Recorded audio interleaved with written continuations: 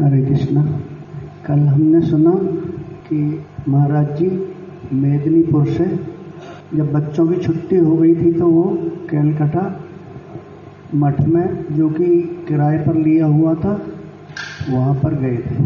तो वहाँ पर जो है उनके गुरुजी जो है श्री भक्ति दयाल माधव गोस्वामी महाराज जी वहाँ रह रहे थे और लोग भी वहाँ पर रह रहे थे।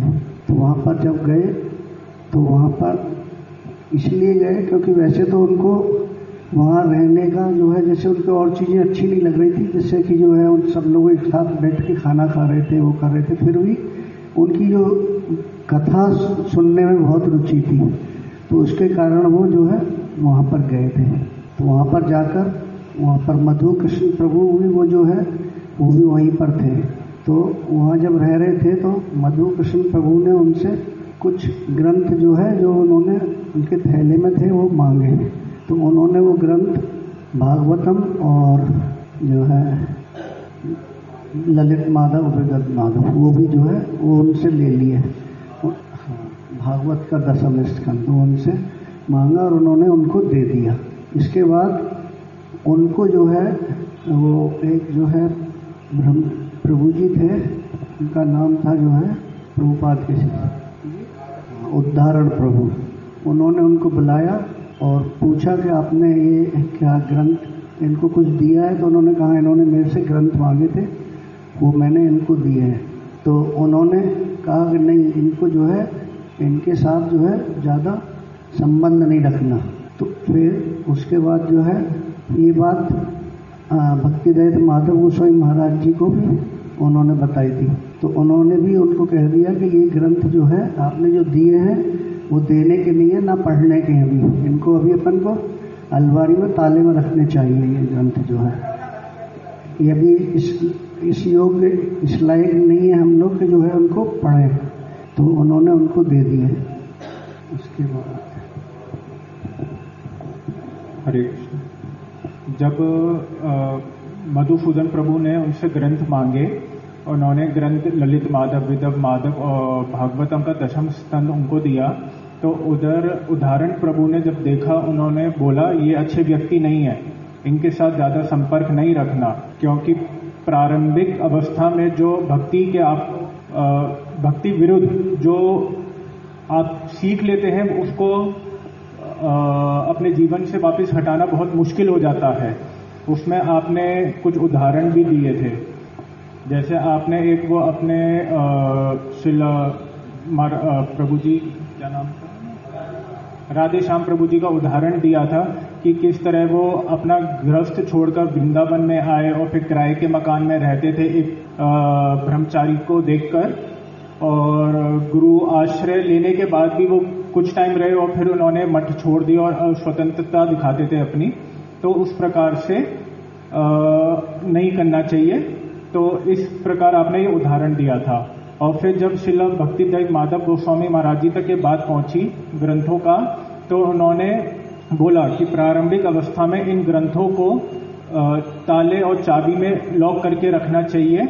उस समय उन्होंने ये भी बोला था कि ये मेरे पढ़ने योग्य भी नहीं है। तब फिर महाराज जी ने इस बात पे विचार किया और सोचा अगर गुरु महाराज ऐसे बोल रहे हैं, यद्यपि उनके अधिकार है, लेकिन अगर वो ऐसा बोल रहे हैं और ये उनके विरुद्ध जाकर ऐसा कर रहे हैं तो ये व्यक्ति अच्छे नहीं है। तो इस प्रकार उन्होंने उनके जो मन में धारणा थी उनके लिए कि रेस्पेक्ट था जो कि वो ब्रह्मचारी छोटे कपड़े पहनते हैं, कितना त्याग करते हैं, सब कुछ वो उनके मन में उस हिसाब से फिर कम होता गया उनके प्रति श्रद्धा। शीला महाराज जी जब मठ में आना प्रारंभ करे तो मठ में उन्होंने ये चीज देखी कि वो मधुसूदन प्रभु जिनके प्रति मेरा बड़ा एक झुकाव था, जिनसे मैं बहुत प्रभावित था, उनके प्रति जो मठवासी हैं वो वैसा वाला आदर करते नहीं। जो पुराने जो श्रेष्ठ वैष्णव हैं वो उनको वैसा आदर नहीं करते हैं। तो एक दिन क्या हुआ, आवाज से होगा, तो एक दिन शिला महाराज जी ने श्री मधुसूदन प्रभु के लिए कुछ ग्रंथ लेकर आए थे। तो उन्होंने वो ग्रंथ उनको दिए। अब उदाहरण प्रभु जो मठ के भंडारी थे और शिला प्रभुपाद जी के शिष्य थे, उन्होंने ये चीज देख ली और बाद में शिला महाराज जी को पूछा कि आप कौन कौन से ग्रंथ लेके आए थे और उनको आपने कौन से ग्रंथ दिए। तो शिला महाराज जी ने बतलाया कि विदग्ध माधव, ललित माधव और भागवतम का दशम स्कंद में लेके आया और उनको मैंने दिए। उन्होंने मुझसे मांगे थे पढ़ने के लिए, तो इसलिए मैंने दे दिए। तब वहां पर शिवधारण प्रभु ने आश्चर्य के साथ बोला कि अरे बाबा, इन लोगों का, मधुसूदन प्रभु का तुम संग नहीं करना, ये अच्छा व्यक्ति नहीं है। तो इसके विषय में आपने बतलाया था कि उदाहरण प्रभु किस प्रकार से ऐसे शिला महाराज जी को बोल पाए। उन्होंने शिला महाराज जी के व्यवहार को कई दिनों तक नोटिस किया और उनके व्यवहार को जानकर ही उन्होंने इस प्रकार मधुसूदन प्रभु के बारे में उनसे बोला। सबके सामने या सबको वो इस प्रकार से सतर्क भी नहीं करते थे। तो शिला महाराज जी भी कहते हैं कि हमारा पूर्व आश्रम से ही ऐसा संस्कार था कि हम बातों को पचाना जानते थे और कुछ बात अगर हमने सुन ली है तो उसका सोच विचार अच्छे से गंभीरता के साथ करके ही फिर आगे हम कुछ डिस्कशन या निर्णय लेते हैं। उसके पश्चात शिवधारण प्रभु ने यह भी कहा कि भक्ति के प्रारंभिक अवस्था में जो भक्ति प्रतिकूल संस्कार अगर कुछ पड़ जाते हैं, इम्प्रेशंस अगर कुछ पड़ जाते हैं, तो बाद में काफी चेष्टा करने पर भी उनको मिटाना बड़ा मुश्किल हो जाता है। और उसके लिए हमने उदाहरण सुना श्री राधेश्याम प्रभु का, जिसमें अपने प्रारंभिक अवस्था में उनका भेंट हुआ एक ब्रह्मचारी से, जो कि उनकी बड़ी सहायता करता था, भक्ति के विषय में बतलाता था, कैसे तुलसी की सेवा करनी, कैसे भोग लगाना है, आरती करनी है, सारा कुछ बतलाता। किंतु वो जो व्यक्ति था उसकी एक और बात थी कि वो मठ में नहीं रहते थे, वो मठ से बाहर अपना अलग से किराए के कमरे में रहते थे। तो वो उनसे राधेश्याम प्रभु जी ने पूछा कि आप मठ में क्यों नहीं रहते, यहाँ पर किराए पे रहते हैं, तो किराया का अरेंजमेंट कैसे करते हैं आप, कैसे किराया भरते हैं। तो उन्होंने कहा कि देखो, मठ में रहने से तो बहुत असुविधा है, वहां पर जो लोग हैं वो डिक्टेटर बन जाते हैं। इस्कॉन, उस समय इस्कॉन से वो जुड़े थे, कह रहे मंदिर में इस्कॉन में रहने से असुविधा है, वहां पर तो जो लोग हैं वो डिक्टेटर बन जाते हैं और ये मत करो, वो मत करो, यहाँ मत जाओ। अभी यहाँ पर मैं अलग से रहता हूँ तो कितना आनंद है, जब मेरा मन करता है मैं मंगल आरती में जाता हूँ, जब मेरा मन करता है परिक्रमा जाता हूँ अलग अलग स्थान पे। तो वहां पर फिर उन्होंने एक और चीज बोली कि किराए की तुम चिंता क्यों करते हो, अगर तुम्हारे पास, तुम घर से आ रहे हो तो जितना तुम ला सकते हो पैसे घर से ले आओ और उसको तुम ब्याज पे, इंटरेस्ट पे रख दो, तो उससे जो पैसा आएगा वो तुम यूज कर सकते हो। और बहुत सारे ऐसे लोग हैं जिनको तुम बहुत आसानी से पागल बना सकते हो कि मैं साधु हूँ, मैं वृंदावन में रहता हूँ, तो लोग देने लग जाते हैं पैसे। एक उदाहरण ये सुना जिसमें फिर राधेश्याम प्रभु का बाद में जब परम गुरु जी से दीक्षा भी हुआ तो परम गुरु जी ने आदेश किया कि मठ में रहो। हाँ, किराए पे आके रहने लग गए उनको देखकर। फिर बाद में परम गुरु जी सदगुरु से उनकी दीक्षा भी हुई, उन्होंने आदेश भी किया कि अब तुम यहाँ पर गोपीनाथ गौड़िया मठ में रहना, शिवोदायन महाराज जी हैं और गोपीनाथ बाबा जी महाराज हैं, इनके जो जो सेवा बताएंगे वो सब करना। तो कुछ समय तो वो रहने लगे, किंतु कुछ समय के बाद पहले तो लगा कि गुरु जी का आदेश है इसलिए मैं करता हूँ, लेकिन कुछ समय बाद अपने वो जो प्रारंभिक जो उनकी इम्प्रेशन पड़ गया, उसके कारण अब मन में क्या आता है बार बार कि ये तो असुविधा है, इनकी बात बार बार माननी पड़ती। तो फिर कुछ समय बाद गुरु जी के आदेश को छोड़कर वो मठ से बाहर ही रहने लगे फिर से। तो एक ये उदाहरण सुना कि कैसे वो इनिशियल इम्प्रेशन असुविधा करते हैं भक्ति के हमारे प्रोग्रेस में। और दूसरा सुना कि वही श्री राधेश्याम प्रभु जी एक माता जी से बहुत प्रभावित थे, जो कि रोज वृंदावन की 2 परिक्रमाएं करती थी। तो एक दिन क्या हुआ कि मठ में किसी ने उनको कुछ सेवा दी, तो उन्होंने कहा कि नहीं मैं परिक्रमा करने जाऊं। तो वो उन्होंने कहा कि परिक्रमा इस प्रकार से करने का कोई फायदा नहीं, अगर तुम मठ में रह रहे हैं तो सेवा का उद्देश्य मूल है। तो उन्होंने फिर वहां पर उनसे बहस करी कि परिक्रमा क्या सेवा नहीं है, परिक्रमा भी तो एक प्रकार की सेवा है। तो उसमें हमने शिक्षा ली कि कैसे वो जो माता जी थी जिनसे वो बहुत प्रभावित थे, वो किसी प्रामाणिक संप्रदाय से भी दीक्षित नहीं थी, ना वो किसी भगवत गीता का या किसी भी श्रीमद् भागवतम किसी भी प्रामाणिक ग्रंथ के विचारों को नहीं पढ़ती थी, ना जानती थी। बस एक साधारण रूप से एक साधारण महिला के रूप में वो परिक्रमाएं करती थी। तो उनसे इस प्रकार से शुरुआत में प्रभावित होने के कारण उनका एक ऐसा इंप्रेशन पड़ गया कि यही सेवा है, यही सब कुछ है, इसके अतिरिक्त और कुछ आवश्यकता नहीं है। एक ये हमने सुना। और एक और बात सुनी थी कि शिला भक्ति विनोद ठाकुर जी बतला रहे हैं कि मैं बचपन से ही ये चीज देखता था कि मेरा जीवन कैसा जा रहा है। मैंने पढ़ाई करी, मैंने नौकरी करी, कमाना शुरू किया, मेरी शादी हो गई, मेरे बच्चे हो गए। फिर मेरे मन में आया कि यही संसार है क्या, इसके अतिरिक्त और कुछ है नहीं इस संसार में। तो जब इस प्रकार की भावना आई तो मन में साधुओं का संग करने की इच्छा हुई। अब मैंने जब साधुओं का संग भी किया तो मेरी जो बीमारी थी वो और बढ़ गई उनका संग करने से। औषधि कहाँ पाई? थर्ड स्टेटमेंट ये थी कि हम पहले किसी भी वैष्णव का संग करके उनकी कुछ लौकिक क्रियाओं को देखकर, उनके व्यवहार को देखकर उनकी एक बहुत ऊंची इमेज बना लेते हैं और उनको बहुत उच्च आसन पर अपने हृदय में विराजित कर देते हैं। किंतु बाद में फिर जब उनका संग करते हैं, धीरे धीरे उनकी जो वास्तविक चित्तवृत्ति है, उनकी क्रियाएं हैं, जब वो नोटिस में आती हैं तो फिर अब क्या होता है मन में, अब उनके प्रति वैसी श्रद्धा नहीं रहती, उस आसन से उनको उतारना पड़ता है। तो ये व्यक्ति के कमजोर हृदय का लक्षण है कि वो पहले ही सूझबूझ के साथ सोच समझ के कोई डिसीजन नहीं लेता है किसी के विषय में। तो इसके साथ शिला भक्ति विनोद ठाकुर का भी उदाहरण हमने सुना। तो ये शिला भक्ति विनोद ठाकुर ने अपने उदाहरण से बताया कि साधु संग भी हमें सोच बूझ समझ के साथ ही करना है, नहीं तो हमारी जो रोग है वो और ज्यादा बढ़ जाएगा। फिर आगे परम गुरु शिला भक्ति जयंत माधव गोस्वामी महाराज जी के पास सावधानी पूर्वक साधु संग करना।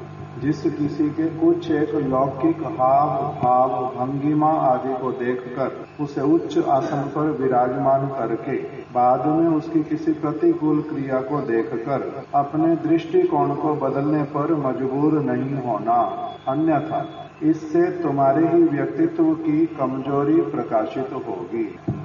ये वाली पूरी बात। और इसके विषय में फिर शिला महाराज जी ने कल हमने एक और उदाहरण सुना कि कैसे शिला जाजावर गोस्वामी महाराज जी, उन्होंने वहां पर 1956 में एक सभा हुई थी चैतन्य गौड़िया मठ में। तो कई सारे वरिष्ठ वैष्णव लोग आए थे। तो वहां एक नवीन सन्यासी थे, श्री भक्ति दीपक। तो वो बहुत अच्छा अंग्रेजी भाषा में प्रवचन करते थे, बड़े सुंदर। तो उन्होंने उस सभा में लेक्चर दिया। तो उस सभा के पश्चात जब सारे वैष्णव लोग बैठे हुए थे तो श्री भक्ति विकास ऋषिकेश गोस्वामी महाराज जी, उन्होंने उस नवीन सन्यासी के विषय में कहा कि अरे बहुत अच्छा तुमने प्रवचन किया।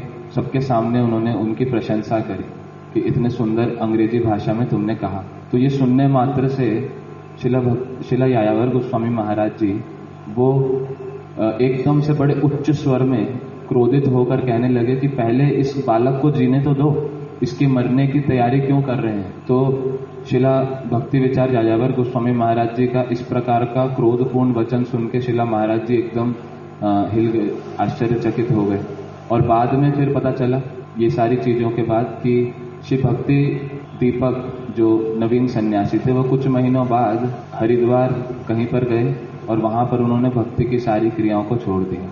तो शिला महाराज जी इस उदाहरण के साथ शिक्षा देते थे कि कैसे श्री भक्ति विकास ऋषिकेश गोस्वामी महाराज जी पहले उन्होंने उस नवीन ब्रह्मचारी नवीन सन्यासी को किस प्रकार का आदर दिया, उनकी बड़ी महिमा कही, फिर अपने वचनों से उनको बदलना पड़ा क्योंकि पूर्ण रूप से विचार करके नहीं कहा। और शिला भक्ति विचार यायावर गोस्वामी महाराज जी कैसे एक्सपीरियंस्ड वैष्णव जो उनकी कुछ चीजों को देख के ही आगे तक की उनकी बातों को सारा कुछ समझ गए और बदला दिया। तो इस प्रकार से जो श्री उदाहरण प्रभु ने जो शिला महाराज गोस्वामी महाराज जी ने कहा था कि आपने इनके साथ व्यवहार करके देखा, खाइया देखी चोश, कि आपने इनके साथ, आप रहे हैं इनके साथ, आपने इनके व्यवहार करके देखा कि जो ये चीजें कथा में कह रहे हैं उस चीज में कितने प्रतिष्ठित हैं, उसको अपने दिनचर्या में वो पालन कर पाते हैं कि नहीं करते हैं। तो वो सारी बातें अगर नहीं करी तो हम कैसे उनको जज कर सकते हैं उस प्रकार से इतनी जल्दी। तो ऐसे हमने श्री उदाहरण प्रभु के उन वचनों की व्याख्या को समझा। और फिर आगे शिला भक्तिदेव माधव गोस्वामी महाराज जी तक जब ये वार्तालाप पहुंची कि कैसे शिला महाराज जी ने उनके लिए ग्रंथ लेके आए मधुसूदन प्रभु के लिए, तो उन्होंने उनको बुलाया और उनसे कहा कि भक्ति की प्राथमिक अवस्था में इस प्रकार के जो ग्रंथ हैं ये लॉक और की के अंदर इसको संभाल के रखना चाहिए। क्यों? क्योंकि इन ग्रंथों में राधा कृष्ण वो उनका सम्मान है, उन ग्रंथों का सम्मान अगर वास्तविक रूप में हो, अगर वास्तविक रूप में उन ग्रंथों के प्रति श्रद्धा हो, उसकी महिमा पता हो, तो वो ग्रंथ कहाँ पर रख करके पूजनीय होंगे? लॉक एंड की, अंडर लॉक एंड। तो वही उनका सम्मान है, उनकी सेवा है। क्योंकि वो जो ग्रंथ हैं उनमें राधा कृष्ण और गोपियों की बड़ी ही गूढ़ वार्तालाप हैं जो प्राथमिक अवस्था में, प्राइमरी स्कूल की अवस्था में समझ नहीं आएंगी। समझ आती हैं, समझ आएंगी, किंतु वो उसको हम जनरल नॉवल की तरह लेकर उसमें लौकिक भाव आता है। हम बद्ध जीव हैं, इसके लिए महाराज जी का कौन सा वचन बताया था? अजीर्णे विषम भवति, कि कैसे अजीर्ण अर्थात इंडाइजेशन, अपच। जिस व्यक्ति को बहुत ज्यादा अपच है, वो कुछ भी पचा नहीं रहा है, तो वो सारी वस्तुएं जो बहुत पोषक भी हैं, बहुत अच्छे अच्छे व्यंजन, वो भी उसके लिए जहर का काम करें। तो ये जो सारी राधा कृष्ण की जो ये इस प्रकार की लीलाओं वाले जो ग्रंथ हैं, ये बहुत उच्च ग्रंथ हैं, बहुत पोषक हैं, बहुत ये एक प्रकार के रिच हैं, किंतु अभी हम लोगों की अवस्था है अजीर्ण।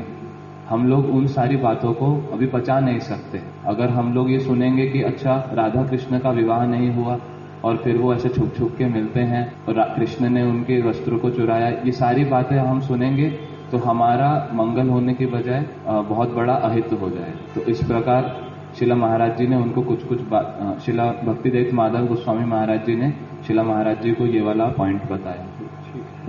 और बातें बनी और रह गई अभी बात, इसके आगे और क्या बात? जब शिला माधव गोस्वामी महाराज जी से कन्वर्सेशन हो गया, शिला महाराज जी ने सारी बात सुन ली, तब उनके मन में श्री मधुसूदन ब्रह्मचारी जी के विषय में क्या क्या बात आई? जब उन्होंने भक्तिदेव माधव गोस्वामी महाराज जी से यह वचन सुने कि इन ग्रंथों को लॉक एंड की में रखना चाहिए, तो महाराज जी के मन में यह आया कि यह जो बात है, ये बात तो मधुसूदन ब्रह्मचारी को भी पता ही है, तो इनको ये सबसे पहले बहुत अधिक आश्चर्य हुआ। सबसे पहले महाराज जी को बहुत अधिक आश्चर्य हुआ कि गुरु जी के कहने पर भी कि इन ग्रंथों को लॉक एंड की में रखना चाहिए, यह बात पता होने पर भी वो गुरु की अवज्ञा कर रहे हैं इन ग्रंथों को पढ़कर। और फिर अगर वो ऐसे कर रहे हैं तो उनका भक्ति में आगे प्रोग्रेस कैसे होगा, उनका मठवास का क्या लाभ? तो ये सब जब उन्होंने विचार किया तो मठवासी होने पर भी मठ के नियम का पालन नहीं करके, गुरु के हृदयगत विचारों को नहीं मानने से, अगर पहली बात क्या बोल दी, मठवासी होने पर भी मठ का नियम पालन नहीं करके, पहला ये हो गया। दूसरा, गुरु के हृदयगत विचारों को नहीं मानने से, दूसरी बात क्या हो गई कि गुरु के हृदयगत विचारों को मानना नहीं, तो इनका मठवास करने का भी क्या लाभ? बताओ ठीक से आप बोलो। हाँ, तो जैसे कि उन्होंने बोला कि मठवासी होते हुए भी मठ के नियम नहीं पालन करना, तो उसमें हमने जैसे श्रवण भी किया था कि वो एक समय प्रचार के हेतु वो मठ से चले गए थे, और वो मधुसूदन ब्रह्मचारी मठ से चले गए थे, और वे जो भी मूल वो फल्गु वैराग्य का भी इस प्रकार से श्रवण किया था। और आप छोड़ो दीदी को आगे बताओ। इसमें आगे अभी तो बहुत, जैसे केशव प्रभु ने, माहेश्वरी जी ने प्रारंभ किया, उसके बाद नितिन प्रभु ने थोड़ा सा और आगे बताया, उससे आगे फिर केशव प्रभु ने अच्छी तरह से उसी चीज को एक्सप्लेन किया। अब इसमें जो कल हमने विचार सुने कि महाराज जी के मन में क्या क्या आया, वो वाली बात बताओ ठीक से। ये दो पॉइंट्स तो भी आपने बताई थी कि मठवासी होकर भी उन्होंने वो मठ के नियमों का पालन नहीं करा। दूसरा, उन्होंने गुरु के हृदयगत विचार को नहीं लिया, गुरु के हृदयगत विचारों को नहीं माना। हाँ, नहीं माना। और तो इनका मठवास करने का भी क्या लाभ। हाँ, उसके बाद अनुगत्य से संबंधित कोई बात। वैष्णव धर्म जो है वो अनुगत्य का धर्म है, और वैष्णव धर्म जो है वो अनुगत्य का धर्म है।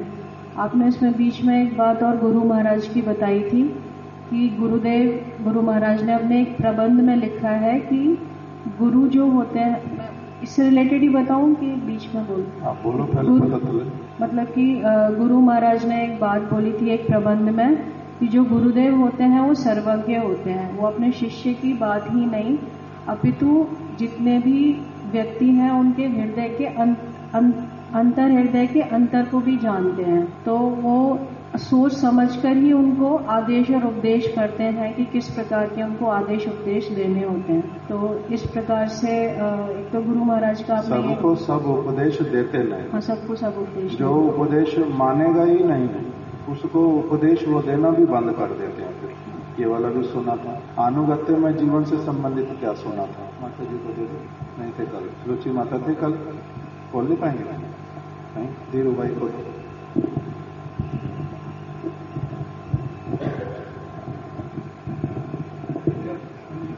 नहीं स्मरण स्वयं। जब मठवासी ही बने हो तो फिर अनुगत्य में जीवन यापन क्यों नहीं करेंगे? जैसे गुरु जी के शिष्य बने तो फिर हरि नाम क्यों नहीं करेंगे, चाहे वो गृहस्थ भी क्यों ना हो। गुरु जी के शिष्य बनने का मतलब ही क्या हुआ? घर में रहते हैं या मठ में रहते हैं, जो गुरु जी का उपदेश होगा उसको पालन क्यों नहीं करेंगे? क्यों नहीं पालन करेंगे? नहीं तो गुरु धारण किया ही किस लिए है? अभी तो हम वैसे वाले छोटे बच्चे नहीं है ना, जो माता के गर्भ से जन्म लिया, 2 साल के हो गए, माँ बार बार बोलती है कि सबको आप कह के पुकारना, मगर वो आप नहीं पुकारता। 1000 बार सिखा दिया फिर भी आप नहीं बोलता, सब तू तू करता है सबको। कितनी बार सिखाना पड़ता उसको? बहुत बार। वो तो बिल्कुल छोटा अलग तरह का बच्चा है। हम लोग अभी उसी प्रकार के हैं। हम लोग क्या उसी प्रकार के हैं? उस प्रकार के तो नहीं है हम लोग। तो इसीलिए हमारे को हमने गुरु धारण किया जो जबरदस्ती किसी के करने पर किया, ना कि उल्टा हमने अपनी आप से अपना उसमें पारमार्थिक लाभ समझ करके किया। किस लिए किया गुरु धारण? सोच समझ के किया है। मतलब ही क्या होता है इसका? जैसे किसी ने विवाह किया और अपनी पत्नी को कहता है तेरे को खाने की, तेरे रहने की, तेरे कपड़े की, तेरी किसी चीज की मेरे को क्यों चिंता करनी पड़ी, मैं नहीं कर रहा। ऐसे वाले व्यक्ति को क्या बोलेंगे? जिसने विवाह भी किया और अब क्या कहता है, मेरे को ना तेरे को खाना देना, ना मेरे को पीना देना, कुछ भी चीज के लिए मेरे को चिंता नहीं करनी, तो अपनी आप चिंता कर, अपने माँ बाप से ले आओ, जो मर्जी कर। ऐसे वाले व्यक्ति को क्या कहेंगे? असभ्य, मूर्ख कहीं का, दायित्वहीन कहेंगे तो ना, नहीं कहेंगे। तो इसी प्रकार से गुरु धारण किया किसी ने, गुरु धारण करने का मतलब ही क्या हो गया कि मैं गुरु जी के अनुसार चलूंगा। गुरु जी क्या चाहते हैं, कैसे चाहते हैं, उनसे पूछूंगा। मैं अच्छी तरह से समझ लूंगा कि मेरा जीवन किस प्रकार का होना चाहिए, मेरे को जीवन में किस चीज को गुरुत्व देना, किस चीज को गुरुत्व नहीं देना। तब तो हुआ गुरु का शिष्य। और अगर चलना ही अपने मन के अनुसार है और सारा कुछ करना ही अपने अनुसार है, तब फिर गुरु का शिष्य क्या हुआ? चाहे वो गृहस्थ हो, चाहे वो त्यागी हो, चाहे वो सन्यासी भी क्यों ना हो। अगर गुरु के मत अनुसार चलता नहीं, गुरु के हृदयगत बात को जानता ही नहीं है। गुरु जी ने कितने ग्रंथ लिखे वो पता ही नहीं है मेरे को। गुरु जी ने कहाँ कहाँ क्या कथा बोली मेरे को क्या पता। इतनी सारी बातें वो बोलते रहते हैं। तुम्हारे गुरु जी को, तुम्हारे गुरु जी की तुम्हारे से आशा क्या है, मेरे को पता ही नहीं ये सारा कुछ। तो गुरु धारण हुआ? वो हुआ नहीं, केवल फॉर्मेलिटी वाला हो रखा है। इसीलिए गुरुकरण का फिर विशेष जो वास्तविक उसका जो फल होता है, लाभ होता है, जो जीवन में अपने आप को एक व्यक्ति को बड़ी अच्छी तरह से अनुभव होता है, उसमें से कुछ भी होएगा ही नहीं, कुछ भी नहीं होएगा। केवल मात्र क्या चलता रहेगा? जैसे हजारों चीजें मन में संसारी लोगों के चलती हैं, मन के भ्रम, ये मेरा, वो मेरा, वो मेरा। इसी प्रकार से ये भी एक मिथ्या भ्रम केवल रह जाएगा कि ये गुरु जी मेरे, मैंने ये वाली चीज, और मैंने तो क्या लिया हुआ है, ब्रज में बोलते हैं सारे मैंने गुरु नाम लिया हुआ है ना, क्या बोलते ऐसा कुछ कह के बोल दे, बस लिया हुआ। करते क्या हो, वो कुछ नहीं करते। अभी एक प्रभु जी आए थे, नीरज प्रभु, बल्लभगढ़ में रहते हैं। उनकी बुआ ना, उनकी मासी, वो हमारे गुरुदेव की शिष्या है, मथुरा में रहती है। मैंने कहा मैं तो मथुरा 10 साल रहा, आपको तो कभी देखा नहीं। मठ जाने का मेरे को कभी समय मिला नहीं 15 साल। गुरु जी से कितनी बार मिले 15 साल में? वो बोलते एक बार भी नहीं। तो उनको गुरु जी क्यों कहते हो? एक दिन गुरु पूर्णिमा पे ना उन्होंने गले में कंठी डाली। हरि नाम करते हो? नहीं। तो कंठी तो आपने पहनी नहीं हुई। मैंने अभी ये 2 दिन पहले जो नरसिंह चतुर्दशी वाले दिन ही मिल के गए, नरसिंह चतुर्दशी वाले दिन। तो कंठी कहाँ पर है? कंठी तो आपने पहनी नहीं हुई ना। मैं ना प्याज लहसन खा लेती हूँ, तो इसीलिए मैंने फिर कंठी जो उतार करके रखी हुई है, मगर मेरे पास गुरु जी ने दी थी ना। तो एक शिष्य है तो कुछ भी ले। गुरु जी अप्रगट कब हुए? कहते मेरे को पता नहीं। अभी कभी पूछा किसी से? कुछ भी नहीं गुरु जी के बारे में, ना गुरु जी के बारे में कुछ पता, ना गुरु जी की शिक्षा के बारे में पता, ना वो किस जगत में भी अभी है या नहीं है ये भी अगर नहीं पता, तो कैसे वाले शिष्य हुए? इसीलिए बोल रहे हैं कि अनुगत्यमय जीवन जो है, अगर जब मठवासी ही बने, इसका मठवासी बनने का अर्थ क्या होता है? शिला भक्ति वल्लभ तीर्थ गोस्वामी महाराज, शिला भक्ति दयित माधव गोस्वामी महाराज, हमारे गुरु महाराज, ये लोग कभी भी अपने आप को बोलते नहीं थे किसी के लिए भी कि हम तुम्हारे गुरु हैं, और ये भी नहीं कहते थे कि ये हमारे शिष्य हैं। कभी भी उन्होंने क्या कहना? ये मठ के शिष्य हैं। ये कौन है? मठ के शिष्य। मठ के शिष्य का मतलब मठ की नियमावली को पालन करने वाले, मठ की नियमावली को पालन करते। अगर मठ की नियमावली पालन नहीं करते तब फिर इनको कैसे कहा जाएगा ये मठ के शिष्य हैं? मठ के शिष्य तो नहीं है। इसी बात को यहाँ पर बताया। महाराज जी बोल रहे मेरे को आश्चर्य हुआ बहुत अधिक, और मन में यही आया जब मठवासी बने हो, नहीं तो मठवासी बनो मत, और अगर मठवासी बने हो तो फिर अनुगत्यमय जीवन यापन क्यों नहीं करेंगे? क्यों नहीं करेंगे? उसमें क्या असुविधा है? इस प्रकार का प्रश्न रखा था। तो कहते हैं जो हो, धीरे धीरे मेरी भी अन्य मठवासियों की भांति श्री मधुसूदन ब्रह्मचारी के प्रति श्रद्धा जो है वो कम हो गई। श्री मधुसूदन ब्रह्मचारी ने मेरे प्रति कोई अन्याय नहीं किया, मेरे साथ पर्सनली उन्होंने कोई असुविधा की हो, मेरे साथ कोई उनका वाद विवाद हुआ हो, कोई लड़ाई झगड़ा हुआ, ऐसा कुछ भी नहीं हुआ। उन्होंने मेरे प्रति कभी कोई अन्याय नहीं किया, किंतु फिर भी मेरी उनके प्रति श्रद्धा क्यों कम हो गई? श्रद्धा कम होने का मतलब क्या होता है? उनके प्रति मेरी श्रद्धा कम हो गई, इसका अर्थ क्या हुआ? पहले उनको हृदय से अप्रिशिएट करता था, अब वैसे वाला अप्रिशिएट नहीं करता। पहले उनकी सेवा कर देता था, जो कहते थे मानता था, अभी मैंने फिर उनके साथ वैसे वाला संबंध बंद कर दिया। इसका नाम क्या हो जाता है? श्रद्धा कम हो जाना। श्री मधुसूदन ब्रह्मचारी ने मेरे प्रति कोई अन्याय नहीं किया। उन्होंने कुछ समय के पश्चात शिला प्रभुपाद के चरणाश्रित श्री राम बाबू जमींदार के हाथ मेरे ग्रंथ भेज भी दिए। क्यों? क्योंकि मैंने उनको लिख करके भेजा। वो चले गए थे तो मैंने उनको लिख करके भेजा कि गुरु महाराज जी ने कहा ये वाले ग्रंथ जो हैं अभी नहीं पढ़ने चाहिए, इन ग्रंथों को बंद कर करके रखना चाहिए अलमारी में। तो इसलिए उन्होंने क्या किया? फिर मेरे ग्रंथों को उन्होंने प्रभुपाद जी के शिष्य श्री राम बाबू जमींदार के हाथ में भेज दिए। यहाँ तक हम लोगों ने कल श्रवण किया। एक बात में अच्छी अच्छी शिक्षा है, अगर इसको अच्छी तरह से सुन करके रखें तो इससे एक हमारा जो है अच्छा जो जीवन गठन होगा वैष्णव वाला, साधु वाला। किस पढ़ते ही किस लिए हैं? वैष्णवों का चरित्र जो श्रवण करना, क्यों श्रवण कर रहे हैं? ये केवल एक हिस्टोरिकल फैक्ट होकर के नहीं रह जाए ना, कैसा हुआ था, ऐसा हुआ था, ऐसा हुआ था, अच्छा महाराज जी ऐसा बता रहे हैं, तो ये हिस्टोरिकल फैक्ट होके नहीं रह जाए, थियोरिटिकल हमारे को केवल पता चल गया अच्छा ऐसे ऐसे नहीं। इसमें जो चीज कही जा रही है वही चीज ही क्या करना चाहिए मेरे को?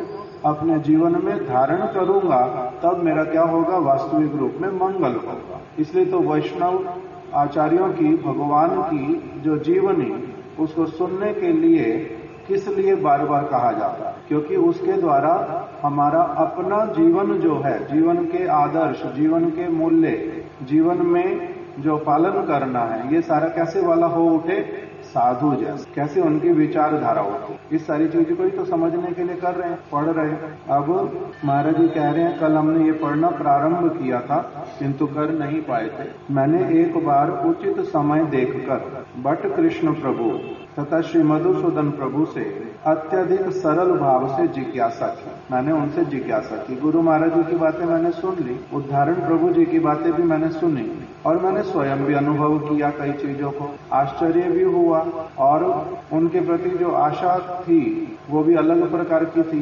तो इसलिए मैंने एक दिन सरल भाव से उन दोनों से पूछा कि मैं अनुभव करता हूँ अधिकांश मठवासी आप लोगों को अच्छा नहीं समझते, आपको पसंद नहीं करते, इसका कारण क्या है? उन्हीं लोगों से ही पूछा, आपको अधिकांश लोग पसंद नहीं करते, इसका कारण क्या है? उन्होंने मुझे उत्तर दिया, तुम अभी नए हो, बहुत सी बातों को समझोगे नहीं। वास्तव में ये लोग स्वयं तो हमारे जैसा वैराग्य नहीं कर पाते और भिक्षा भी हम लोग ही अधिक करते हैं। इसी कारण ये लोग हमारे प्रति ईर्ष्या भाव का पोषण करते हैं तथा हमारे प्रति कभी कभी हिंसा करते हैं। मैंने उनकी बात सुन तो ली, किंतु मैंने उन्हें बताया नहीं कि मैंने गुरु महाराज तथा श्री उदाहरण प्रभु के मुख से उनके लिए क्या सुना है। किंतु मन में विचार किया, क्या इतने श्रेष्ठ शिला प्रभुपाद जी के आश्रित जनों के लिए ये दोनों ईर्ष्या अथवा हिंसा के पात्र हो सकते हैं? क्या वो लोग इनसे ईर्ष्या करेंगे? क्या इनसे इनके प्रति कभी कोई हिंसा करेंगे? उन्होंने मेरे को जो बातें बोली और इन्होंने जो बातें बोली, उन्होंने क्या बताया? उन्होंने तो स्पष्ट रूप में कहा कि ये वाले ग्रंथ जो है अभी नहीं पढ़ने चाहिए, इनको अलमारी के अंदर बंद करके रखना चाहिए, ट्रंक के अंदर बंद करके रखना चाहिए। और उन्होंने कहा कि अभी ये प्रतिष्ठित वैष्णव नहीं बने हैं, इसीलिए उनके साथ में उस प्रकार से अत्यधिक घनिष्ठता वाला संबंध नहीं रखना। अभी वो उस स्तर के वैष्णव नहीं है कि उनकी सारी चीजों को आप आदर्श मान लो और उनके जीवन से अपने जीवन में इंप्रेशन ले लो। उन्होंने तो इस प्रकार का सारा कुछ बोला। और ये क्या कह रहे हैं कि वो ये भिक्षा अधिक करते हैं, वो कर नहीं पाते, और ये वैराग्य अधिक करते हैं, वो अधिक कर नहीं पाते, इसीलिए वो इनसे ईर्ष्या करते हैं और कभी कभी इनके प्रति हिंसा भी करते हैं। तो महाराज जी कह रहे हैं कि मैंने इनकी बातें सुन तो ली, किंतु मैं अतएव यह मेरे मन में मैंने निर्णय क्या लिया कि वो लोग क्या इतने श्रेष्ठ शिला प्रभुपाद जी के आश्रित जनों के लिए ये दोनों ईर्ष्या अथवा हिंसा के पात्र हो सकते हैं। अतएव यह इनके अपने मन का भ्रम है। इन्होंने क्या किया हुआ है? अपने ही मन का इनका विचार है, इनके मन का भ्रम है कि ये लोग हमारा सम्मान इसलिए नहीं कर रहे हैं कि ईर्ष्या है और ये हिंसा कर रहे हैं। ये इनके मन का भ्रम है कि लोग इनको पसंद इसलिए नहीं करते कि इनकी ये भिक्षा अधिक करते हैं, अथवा ये और क्या बताए वैराग्य अधिक करते हैं। ऐसे वाला तो कुछ भी नहीं, ये इनके अपने मन का भ्रम है और अपनी अन्य अभिलाष अथवा कमी को छिपाने, उसे स्वीकार कर ठीक मार्ग पर चलने की इनकी इच्छा नहीं। अभी दूसरी बात क्या बोल दी कि इनके मन में क्या है? एक तो इनका अपना ये मन गढ़ंत विचार है, इनका अपना भ्रम है कि थोप रहे हैं केवल बड़े व्यक्तियों के ऊपर कि इनसे ईर्ष्या करते हैं और इनके प्रति हिंसा कर, ये इनके मन का विचार है। और ये अपनी अन्य अभिलाष और कमी को छिपा रहे हैं अपनी कमी को। अब जैसे मेरे गुरुदेव जो है मेरे गुरुदेव मेरे को अभी ये नहीं कहते कि मैं उनका बहुत विश्वास पात्र हूं। वो जब कथा में मान लो गुरुदेव ने कथा में बोला कि मेरे विश्वास पात्र कौन कौन है, तो उसमें ये व्यक्ति मेरा विश्वास पात्र है, ये व्यक्ति मेरा विश्वास पात्र है, ये व्यक्ति मेरा विश्वास पात्र है, ये सचमुच में मेरे प्रति श्रद्धा रखता है, ये व्यक्ति जो है मेरा अनुगत्य कर रहा है। ये अभी पूरी तरह से अनुगत्य कर नहीं पाता किंतु प्रयास करता है। अलग अलग सबका बताते हैं, कभी कभी नाम लेकर के भी गुरुदेव बोलते थे। मैंने किसी के विषय में गुरुदेव से बोला, मैंने कहा गुरुदेव वो व्यक्ति ग्रंथ का काम करना चाहता है, उसको संस्कृत भी अच्छी आती है, तो हम उससे काम क्यों नहीं करवाते? उससे हम लोग काम करवा लेते हैं, वो करने के लिए भी तैयार है, सिर्फ आप बोलोगे तो वो कर देंगे। तो गुरुदेव कहते हैं कि वो उसकी मेरे प्रति श्रद्धा नहीं है, उसकी मेरे प्रति श्रद्धा नहीं है, तो इसीलिए उससे काम कराने का क्या लाभ? उससे काम नहीं कराना जिसकी मेरे प्रति श्रद्धा नहीं। तो उस समय तो अच्छे से समझ आया नहीं, किंतु बाद में समझ आता है। और एक कभी किसी और के विषय में बात हुई, वो व्यक्ति गुरुदेव के पास आते हैं, बाहर के किसी मठ में आते हैं बीच बीच में, किंतु गुरुदेव के प्रचार का, गुरुदेव के नाम का लाभ उठाने के लिए केवल आते हैं। सेवा करने के लिए आते नहीं, साधु संग करने के लिए भी आते नहीं। आते हैं किस लिए? उनके पास में प्रचार इनका बहुत सारा है, इनके शिष्य बहुत सारे हैं। इनसे अगर संपर्क बना रहे, सारे लोगों के मन में क्या आएगा कि इनके प्रति मेरी श्रद्धा है, मेरा भी आदर किया करेंगे सारी जगहों पर जहां पर जाऊंगा। तो उस तरह से करते हैं। तो गुरुदेव ने बोला कि ये व्यक्ति वास्तविक रूप में मेरे उस प्रकार के अनुगत नहीं है, वो भी समझ आ गया। फिर किसी समय में किसी ने पूछा कि आपके जो ऐसे तो आपके साथ बहुत सारे लोग रहते हैं, किंतु आप सचमुच में किसको अपना शिष्य मानते हैं? आपके साथ तो बहुत सारे लोग रहते हैं, आप इनमें से अपना शिष्य किसको मानते हैं? तब गुरुदेव ने कुछ कुछ नाम लिए, 2-4 नाम लिए। अभी जिनका नाम नहीं लिया वो व्यक्ति क्या मन में कहता है, मेरे को उस कैटेगरी में नहीं रखा, मेरे को उस कैटेगरी में नहीं रखा। तो इससे उल्टा क्या हुआ? 2 तरह के शिष्य, एक कहता है मेरे को उस कैटेगरी में नहीं रखा, अभी सचमुच में मेरे में कमी है, मेरी इस कमी के कारण उन्होंने नहीं रखा होगा, मेरी इस कमी के कारण अपना उस कैटेगरी में मेरे को नहीं रखा होगा। और दूसरा वाला क्या बोलता है कि जितना भी कर लो इनके लिए, किंतु इनका पता नहीं क्यों दूसरी तरफ ही ज्यादा झुकाव रहता है, इनके लिए जितना भी कर लो। तो अभी अलग अलग विचार वाले लोग हैं या नहीं है? अलग अलग विचार वाले लोग हैं। तो इसीलिए यहाँ पर एक व्यक्ति तो कौन होता है जो अपनी कमी को स्वीकार करता है, अपनी कमी को स्वीकार करता है कि मैं वो वाली सेवा नहीं कर पाता, ये कर पाते हैं, इसलिए इनकी स्थिति अलग है, मेरी स्थिति अलग है, मैं कभी इनके जैसा कर पाऊं, गुरुदेव का विश्वास पात्र बन पाऊं, तो मेरा अलग हो स्थिति है। तो स्वीकार कर पाता है, किंतु कोई अपनी कमी स्वीकार करता नहीं, उल्टा वो क्या करता है? सदैव दूसरों का दोष देखता है, अपनी कमी की तरफ देखता नहीं। इसलिए श्रील माधव गोस्वामी महाराज जी बार बार एक बात बोलते थे कि जो व्यक्ति अपनी कमियों को देखना नहीं जानता, नहीं सीखता, जो व्यक्ति अपनी कमियों को देखना अथवा समझना नहीं चाहता, उसकी प्रोग्रेस जो है बड़ी कठिन, उसकी प्रोग्रेस नहीं हो सकती, बड़ा कठिन। जिसको क्या अपना कमी देखना नहीं आता, मानना नहीं आता, स्वीकार करना नहीं आता, जो देखेगा ही नहीं मेरी कोई कमी हो सकती है, जो ऐसा नहीं कर सकता, वो पारमार्थिक जगत में उन्नति नहीं कर सकता, उसकी प्रोग्रेस नहीं हो सकती। तो अभी महाराज जी ने इसी बात को उनमें लक्ष्य किया। इनमें क्या है? अन्याभिलाष। अन्याभिलाष मतलब शुद्ध भक्ति के अतिरिक्त, गुरुदेव के आदेश को पूरी तरह से मानने के अतिरिक्त, उनका ठीक अनुगत्य करने के अतिरिक्त इनकी अपनी भी कुछ कामनाएं, वैसे वाला नहीं करना चाहते जैसा गुरुदेव चाहते। इन गुरुदेव के मन के विचार को अच्छी तरह से धारण करूंगा, वो सत्य ही कह रहे हैं। जिनकी ऐसी कामना नहीं होती उन्हें कहते हैं ये कौन है? अन्य अभिलाषी। गुरु जी कौन सी बात करेंगे? मेरे वास्तविक मंगल की, भगवान का जिसमें परम प्रसन्नता होगा, जो शुद्ध भक्ति के मार्ग की वार्ता होगी, गुरुदेव तो केवल वही वार्ता करेंगे। उसके अतिरिक्त और जो भी कोई वासना होती है उसको कहते हैं अन्य अभिलाषा। गुरुदेव ने जो अभिलाषा की, भगवान ने जो अभिलाषा की, उसमें जो व्यक्ति चलता है उसको क्या कहते हैं? उसमें अन्य कामना नहीं है, अन्य अभिलाषिता नहीं है, वो एकांतिक भक्त है, वो अन्य अभिलाषी नहीं है। उसके लिए वचन नरोत्तम दास ठाकुर जी ने दिया, गुरु मुखा पद्मा वाक्या चित्ते ते करिया एक्या आर ना करियो मने आशा। और कोई अभिलाषा रखना ही नहीं। जब मेरी अपनी और कोई अभिलाषा नहीं है, गुरुदेव की जो अभिलाषा है उसी के अनुसार ही जब मैं चलता हूं, तब इसको कहते हैं ये शिष्य वाला। अन्यथा अन्य अभिलाषी है, अभी तो इसका खूंटा और बहुत सारी जगहों पर गड़ा पड़ा है, ये अभी तो अनुगत्य स्वीकार नहीं करता। तो अपनी अन्य अभिलाषा के कारण अपनी कमी को स्वीकार नहीं करना, उल्टा अपनी कमी को क्या करते हैं? छिपाते हैं। और अपनी कमी को छिपाने का सबसे अच्छा उपाय क्या है? दूसरे व्यक्ति के ऊपर दोष लगा दो, दूसरे व्यक्ति के ऊपर दोष लगा दो। ये क्या करते हैं? ईर्ष्या करते हैं मेरे से, ये मेरे प्रति हिंसा करते हैं, उनके ऊपर क्या लगा दो?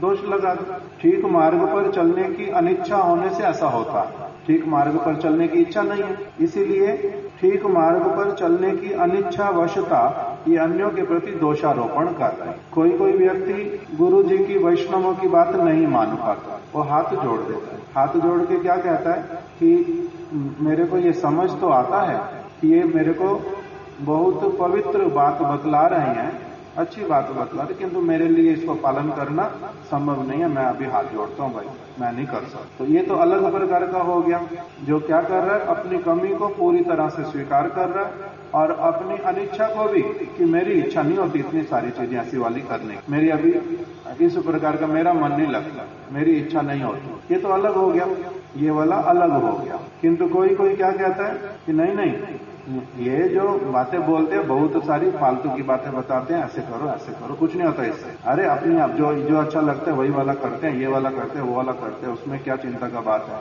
ये अलग तरह की कैटेगरी। तो इसीलिए जैसा भी हो, तो महाराज जी कह रहे मेरे को ये समझ आया कि इनके मन में क्या है, इनके मन में अभी इच्छा ही नहीं है कि अपनी कमियों को देखने की, और दूसरा सचमुच में गुरुदेव के प्रति वैसी वाली भावना कि ये जो है ये भगवान से अभिन्न है, ये जो कह रहे हैं उस बात को मेरे को सबसे ऊपर रखना है, सर्वोपरि।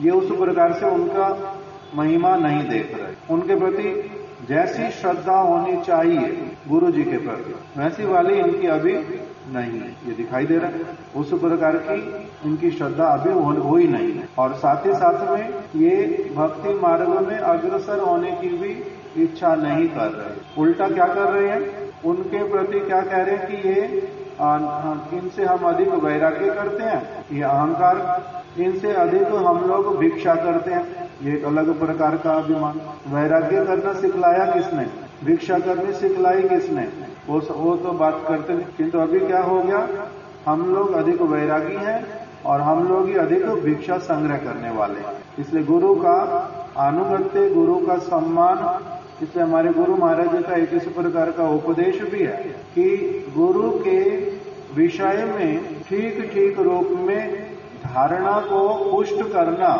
ये एक व्यक्ति का बहुत बड़ा कर्तव्य है। गुरु के विषय में ठीक ठीक रूप में धारणा का पोषण करना, जैसे अपने माता पिता के विषय में ठीक ठीक धारणा रखना, गुरु के विषय में ठीक धारणा को पोषण करना, उनके वास्तविक हृदय को जानना, उनकी स्थिति कैसी वाली ये जानना आवश्यक है। अन्यथा व्यक्ति क्या करता है, गुरु की क्रियाओं के ऊपर, गुरु के वचनों के ऊपर टीका टिप्पणी इत्यादि करता है और अपने लिए अनर्थ मोल लेता है।